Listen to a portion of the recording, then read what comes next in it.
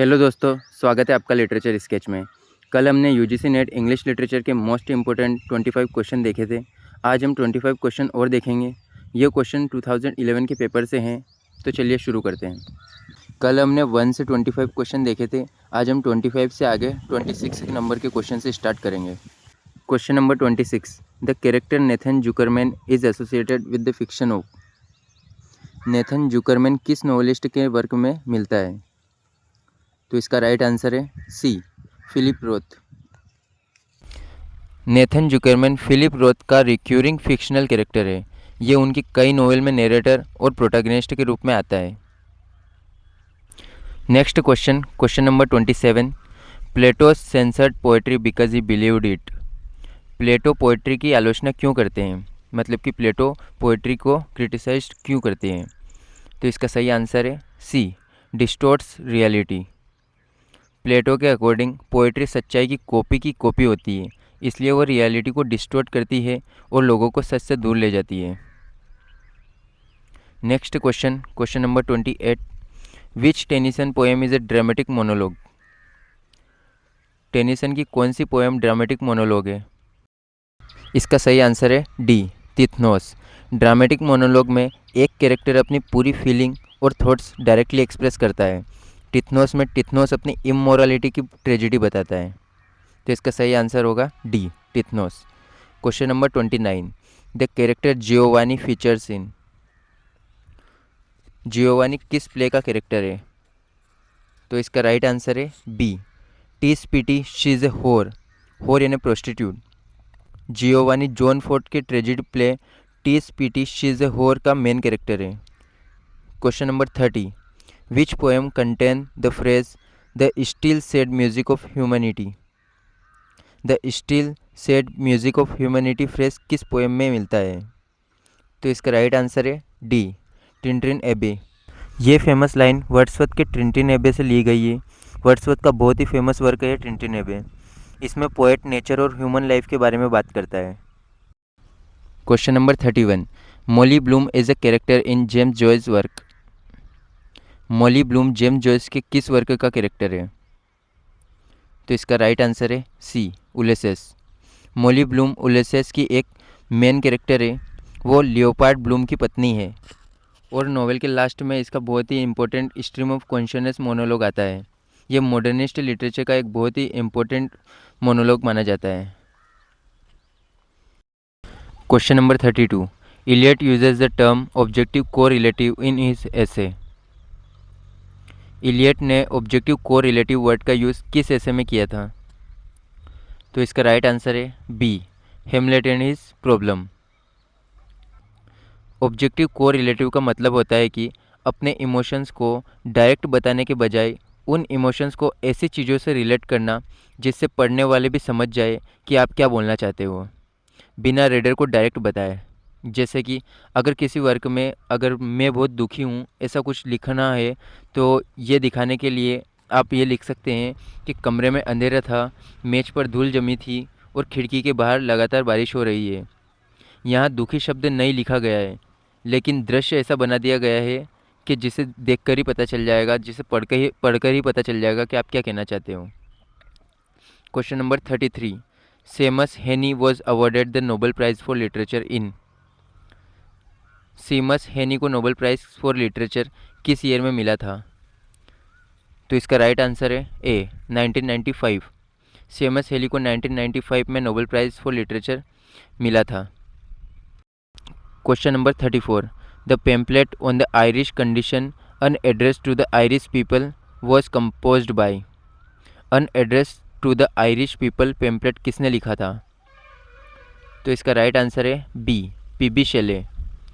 पर्सी Bysshe Shelley ने 1812 में an address to the Irish people लिखा था। इसमें उन्होंने आयरलैंड के सोशल और पॉलिटिकल चेंज की बात की थी। Question number 35, which arrangement of English novel is in the correct chronological sequence. In novels की सही क्रोनोलॉजिकल ऑर्डर क्या है? तो इसका राइट आंसर है सी, किम 1901 में आया था, सन्स एंड लवर 1913 में आया था, अ पैसेज टू इंडिया 1925 और ब्रेव न्यू वर्ल्ड 1932 में आया था। Question number 36, verses on the death of doctor Swift is written by. Verses on the death of doctor Swift किसने लिखा था? तो इसका राइट आंसर है डी, जोनाथन शिफ्ट। इन्होंने खुद ने ही अपने डेथ के बारे में लिखा था। Question number 37, widowers house was written by. Widowers house play किसने लिखा था? तो इसका राइट आंसर है D, G B Shaw. George Bernard Shaw का ये पहला स्टेज प्ले था। Question number 38, who among the following Marxist critics has reconsidered the classical problem of base and superstructure in relation to literature. Base and superstructure के ऊपर फिर से बात किस मार्क्सिस्ट क्रिटिक ने की थी? तो इसका राइट आंसर है B, Raymond Williams. Question number 39, heteroglossia refers to. Heteroglossia क्या होता है? तो इसका राइट आंसर है B, juxtaposition of multiple voice in a text. Heteroglossia का मतलब होता है कि एक वर्क में बहुत सी वॉइस का होना। Question number 40, Margaret Drabble is the author of. Margaret Drabble ने कौन सा नॉवेल लिखा था? तो इसका राइट आंसर है B, the witch of Exmoor. Question number 41, Mac Flecknoe is an attack on Dryden literary rival. Dryden ने अपने फेमस सटायर मैक फ्लेक्नो में किस राइटर का मजाक उड़ाया? तो इसका राइट आंसर है बी, थॉमस शेडवेल।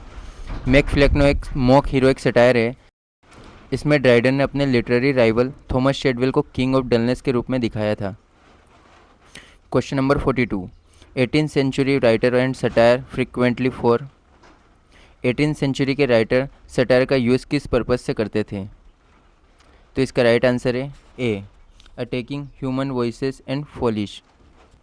सटायर का मेन एम समाज की बुराइयों, मेडनेस और ह्यूमन कमजोरियों पर बात करना है। Question number 43, Byron's the vision of judgement is directed against. Byron ने द विजन ऑफ जजमेंट में किस पर सटायर किया? तो इसका राइट आंसर है डी, रॉबर्ट साउथी। बायरन और रॉबर्ट साउथी के बीच लिटरेरी और पॉलिटिकल राइवलरी थी। यह पोएम साउथी के वर्क का जवाब था। Question number 44, Tom Paine's the right of man was published in. The rights of man पहली बार किस साल पब्लिश हुई? तो इसका राइट आंसर है बी, 1791। थॉमस पेन ने फ्रेंच रिवॉल्यूशन के ऊपर यह पॉलिटिकल वर्क लिखा था। Question number 45, Andrew Marvell an Horatian ode upon commonwealth written from Ireland was written in. Andrew Marvell ने अपनी फेमस ओड किस साल लिखी? तो इसका राइट आंसर है सी, 1650। ये पोएम ओलिवर क्रोमवेल की पॉलिटिकल अचीवमेंट और उसकी पावर को लेकर लिखी गई थी। Question number 46, the rhyme of the ancient marine is about. Coleridge की इस पोएम की सेंट्रल थीम क्या है? तो इसका राइट आंसर है D, the guilt and expiation of the ancient mariner. Ancient mariner एक एल्बेट्रोस पक्षी को मार देता है और उस पाप के लिए भयंकर सफरिंग झेलता है। पोएम गिल्टी, पनिशमेंट और रिडेम्पशन की कहानी है। Question number 47, to daffodils is a poem written by. To daffodils किस पोएट ने लिखी? तो इसका राइट आंसर है ए, रॉबर्ट हेरिक। बहुत से स्टूडेंट को लगता है कि वर्ड्सवर्थ की पोएम है, पर वर्ड्सवर्थ की पोएम है डेफोडिल्स और टू डेफोडिल्स हेरिक की पोएम है। Question number 48, which novel reconstructs the historical event of the Indian mutiny. मतलब कि 1857 के इंडियन म्यूटिनी के इवेंट को किस नोवेल में दिखाया गया है? तो इसका राइट आंसर है B, the siege of Krishnapur. ये नोवेल 1857 के रिवोल्ट और ब्रिटिश कॉलोनियल एक्सपीरियंस को फिक्शनल फॉर्म में प्रेजेंट करती है। Question number 49, England my England is a poem by. ये पोएम किसने लिखी? इसका राइट आंसर है ए, W.E. हेनली। ये पेट्रियोटिक पोएम है इंग्लैंड के ऊपर। Question number 50, Shelley was expelled from Oxford University due to publication of. शेले को ऑक्सफोर्ड यूनिवर्सिटी से किस वर्क के लिए निकाला गया था? तो इसका राइट आंसर है B, the necessity of atheism. Shelley ने द नेसेसिटी ऑफ एथिज्म नाम का पेम्पलेट पब्लिश किया था उस टाइम इन विचारों को बहुत कंट्रोवर्शियल माना जाता था, जिसके कारण उन्हें ऑक्सफोर्ड से निकाल दिया गया था। ये थे 2011 के पेपर से लिए गए कुछ इंपॉर्टेंट क्वेश्चन। आई होप कि एग्ज़ाम में आपको इनसे कुछ हेल्प मिले। अगर आपको हमारा वीडियो पसंद आया हो तो इसे लाइक करें और प्लीज़ हमारे चैनल को सब्सक्राइब करें। धन्यवाद। मिलते हैं नेक्स्ट वीडियो में किसी और टॉपिक के प्रीवियस ईयर क्वेश्चन के साथ। तब तक के लिए बाय बाय, टेक केयर।